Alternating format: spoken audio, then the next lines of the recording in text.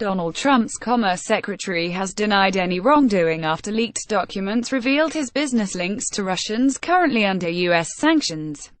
Democratic politicians have called for an investigation into Wilbur Ross after the so-called Paradise Papers showed he retained an interest in Navigator Holdings, a firm which ships oil and gas for Russian energy company Sibur.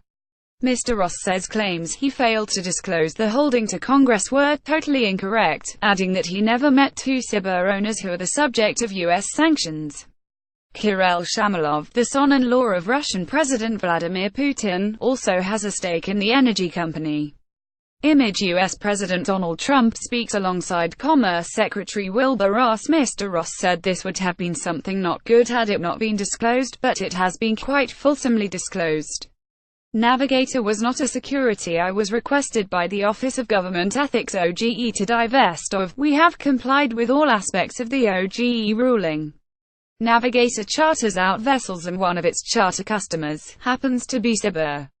The negotiations to buy these vessels and the negotiations to charter the vessels to Sibur were done before I became a director of Navigator. The most important point is that Sibur was not sanctioned at the time that Navigator did the deal, nor is it under sanctions right now, so there is no sanction prohibition against any of the dealings with Sibur. Image Kirill Shamalov, Vladimir Putin's son-in-law, owns a stake in Sibur. In a statement, Sibur said its negotiations and meetings with Navigator were carried out by management and without shareholders' involvement.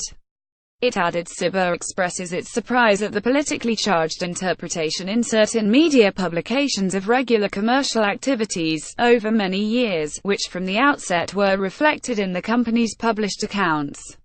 Earlier, Democratic Senator Richard Blumenthal accused Mr. Ross of making inexcusable and intolerable omissions to the Senate Commerce Committee.